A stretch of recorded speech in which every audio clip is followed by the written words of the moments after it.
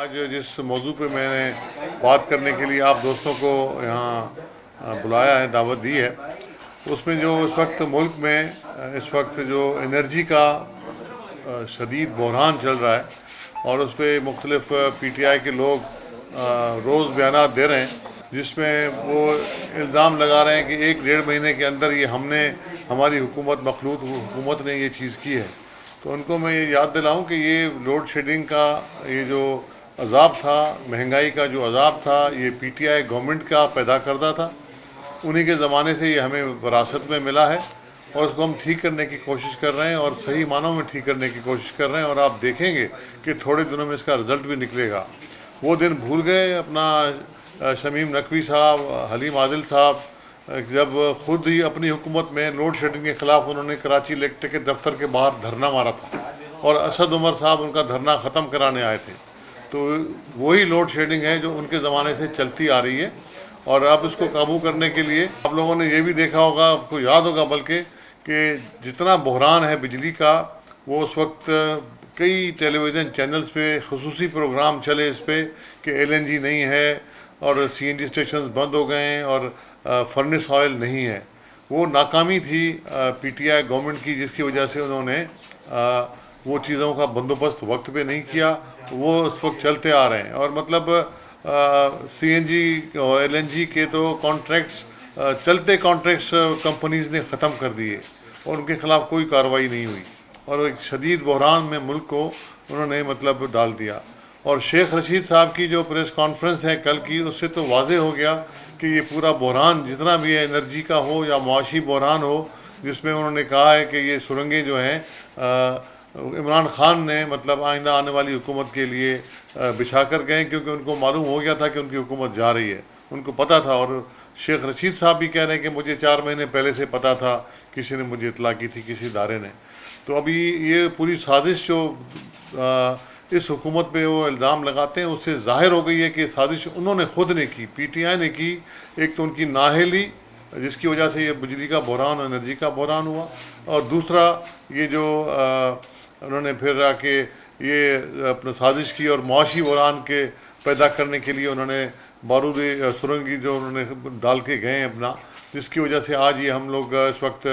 شدید مالی مشکلات میں ملک کو انہوں نے دوچار کر دیا ہے۔ انشاءاللہ ہم اس امید سے ہیں کہ اللہ ہماری مدد کرے گا، اور ہم سب، ہماری ٹیم جو ہماری فیڈرل گورنمنٹ ہے، اس کوشش کر رہی ہے کہ اس بحران سے نکلیں۔ لیکن ان کو میں یاد دلا دوں کہ یہ بحران انہی کا پیدا کرتا ہے، پی ٹی آئی کا پیدا کرتا ہے۔ اب سب ارسطو اور افلاطون بن کے مختلف آ کے بیٹھ کے وہ باتیں کرتے ہیں۔ بھائی آپ لوگوں نے خود پیدا کیا تھا، آپ کی وجہ سے ہم لوگ نے مطلب آ کے یہ چیلنج قبول کیا ہے، اور اس کو ختم کریں گے۔ میں نے پہلے بھی یہ کہا تھا، اور جس کے لیے میں نے آج خاص طور پہ یہ پریس کانفرنس بلائی ہے، کہ پہلے بھی آپ کو یاد ہوگا، آپ سب دوست گواہ ہیں، کہ ہم نے کہا تھا اس وقت کے وزیر اعظم عمران خان کو، ہم نے کہا تھا، جن کو سمجھ میں نہیں آئی، ان کو شاید اتنی سوجھ بوجھ نہیں ہے کہ وہ سمجھ سکیں کہ بجلی کے بحران، انرجی کے بحران کا حل جو ہے وہ حکومت سندھ کے پاس ہے، صوبہ سندھ کے پاس ہے۔ یہاں کے دھرتی میں ہے وہ مطلب چیز جس سے ہم اپنا بجلی کا بحران اس کا ہم ختم کر سکتے ہیں۔ اور اس میں چاہے وہ کوئلہ ہو، 175 بلین ٹن سونا ہماری تھر کی دھرتی میں ہے، جہاں تقریباً 660 میگا واٹ کا ایک بجلی گھر چل رہا ہے، کامیابی کے ساتھ چل رہا ہے، اسی کوئلے کے ساتھ 660 میگا واٹ کا 2 بجلی گھر 330 کے اسی سال کے آخر میں آ جائیں گے، اور 1320 میگا واٹ کا شنگھائی الیکٹرک کا بھی تیاری کے مراحل کے آخری مراحل میں، اس سال کے آخر میں یا اگلے سال کے شروع میں آ جائے گا۔ سستی بجلی اور لوکل سورس آف انرجی ہمارے پاس موجود ہے۔ میں وزیر اعظم صاحب سے اپیل کرتا ہوں، اور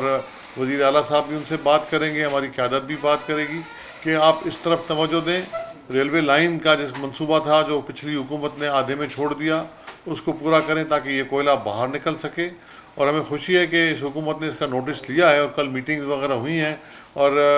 جب میں نے بات کی کل وزیر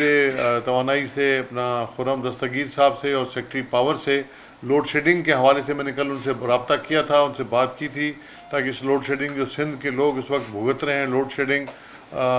کراچی ہو، حیدرآباد ہو، سکھر ہو، لاڑکانہ ہو، हर जगह पे लोड शेडिंग का एक बहुत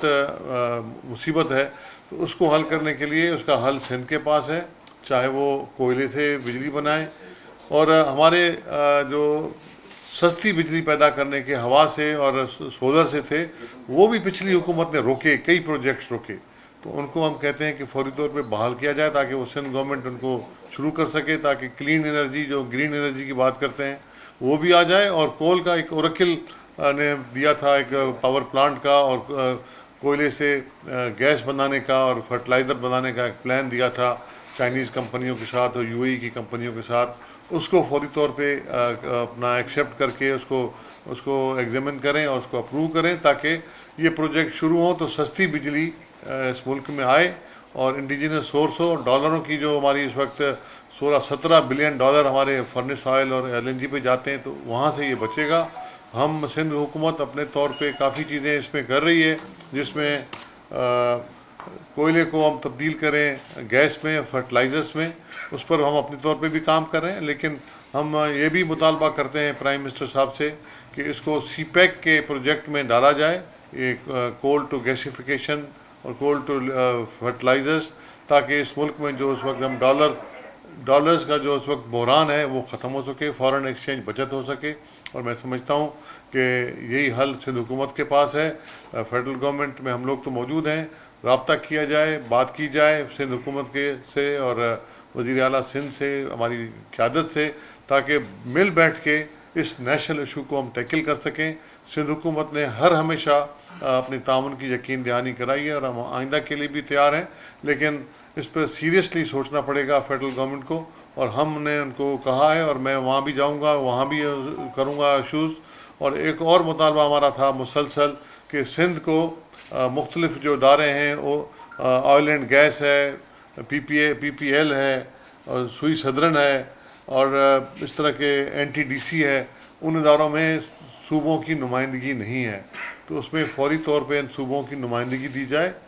ताकि जो भी कौमी फ़ैसले हों, जो भी एनर्जी के मुताबिक फ़ैसले हों, तमाम सूबों की इनपुट उसमें हो, तमाम सूबों की हिमायत हासिल हो। और अदरवाइज़ वहाँ चंद बाबू बैठ के फ़ैसला कर लेते हैं और फिर वो आवाम पे मढ़े जाते हैं, जिसमें फिर अवामी उसमें नहीं होता उसमें इनपुट। तो मैं उनसे ये भी मुतालबा करता हूँ कि हमने ख़त भी लिखा है, मैंने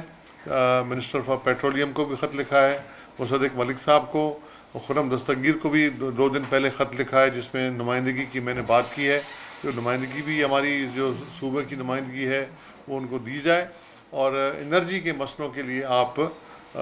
जो है हमारा सिंध हुकूमत से रब्ता करें, और हम सिंध हुकूमत ख़ुद भी रब्ता करेगी ताकि इस कौमी मसले को हम संवार सकें। बाकी इमरान खान की जो इस वक्त आपने देखा कि उसके लॉन्ग मार्च से तो हवा निकल गई, और वो अभी वहाँ पता नहीं पेशावर में या कहीं बनीगाला में छुप के बैठा हुआ है। उसको मतलब पता चल गया कि कितने लोग वो साथ लाया था, 20 लाख 30 लाख की बात कर रहा था, 10,000 आदमी भी साथ उसके नहीं थे, 5,000 आदमी मुश्किल से 8,000 आदमी होंगे, और वो खुद ही देख के पीछे हट गया। तो ये इस वक्त फितना और शर फैलाने के चक्कर में ये लोग, हम आवाम से अपील करते हैं कि उनकी बातों पे कान न धरें। पूरे मसाइल जो हैं पाकिस्तान के, चाहे एनर्जी के हों, चाहे वो मुआशी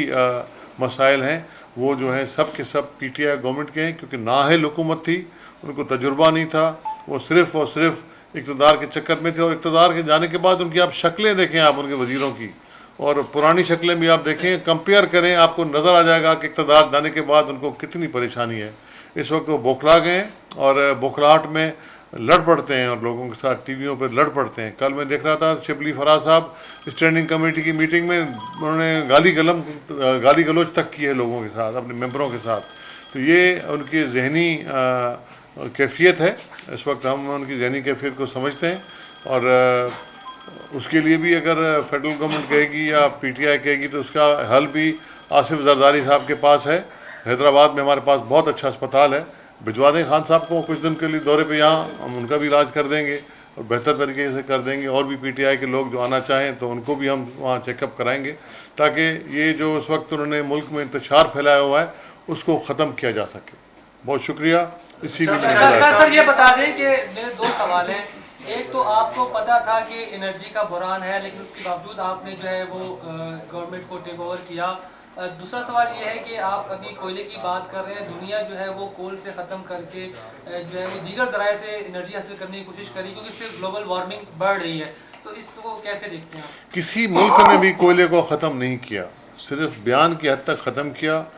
किसी मुल्क में भी नहीं है, अमेरिका हो, चाइना हो, ब्राज़ील हो, इंडिया हो, ठीक है, जर्मनी हो, सब में कोयला जो है इस्तेमाल हो रहा है।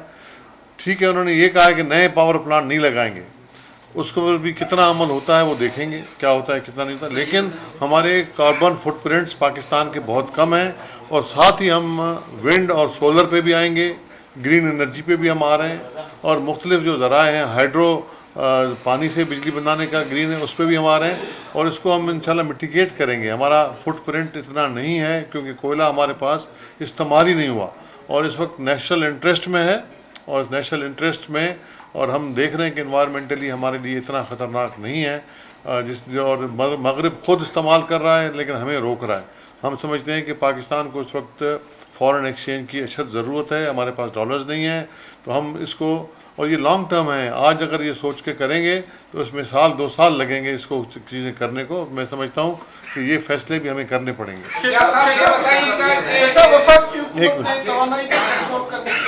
कारोबार जल्दी बंद करने का फैसला किया है, 8:30 बजे की टाइम रखा गया है, ताजरों ने इस इक़दाम को की मुखालफत की है, मुस्तरद कर दिया।